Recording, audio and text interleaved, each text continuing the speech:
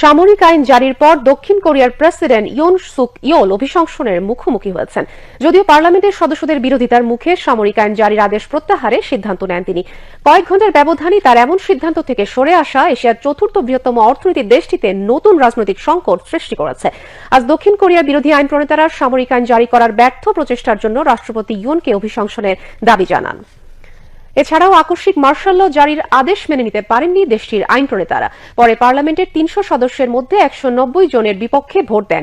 একই সঙ্গে বিরোধী আইন প্রণেতারা তাকে অভিশংসনের দাবি জানান।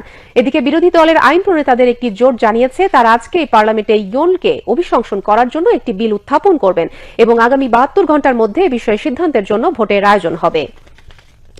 জোটের সদস্য ওয়াং উনহা সাংবাদিকদের বলেন, শিগগিরই প্রেসিডেন্টের কার্যক্রম স্থগিত ও তাদের অভিশংসনের প্রস্তাব পাশ করার দিকেই এখন পার্লামেন্টের নজর থাকা উচিত।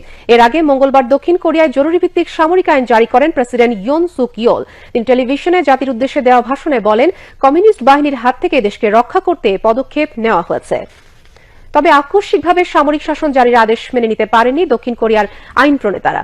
দক্ষিণ কোরিয়ার সামরিক আইন জারির পর দেশটির পার্লামেন্ট ঘিরে উত্তেজনা দেখা দেয়। প্রেসিডেন্টের সিদ্ধান্তের প্রতিবাদে পার্লামেন্টের বাইরে অবস্থান নেন বিক্ষোভকারীরা। প্রেসিডেন্টকে গ্রেপ্তারের দাবিতে তাদের স্লোগান দিতে শোনা যায়। এক পর্যায়ে কিছু সময়ের জন্য পার্লামেন্ট ভবনে প্রবেশ করেন সেনা সদস্যরা। ভবনের ওপরে হেলিকপ্টার নামতেও দেখা যায়। প্রসঙ্গত, দক্ষিণ কোরিয়ার সর্বশেষ সামরিক আইন জারি করা হয়েছিল ১৯৭৯ সালে। তখন দেশটির দীর্ঘমেয়াদী সামরিক স্বৈরশাসক পার্ক চুং হি একটি অভ্যুত্থানের সময়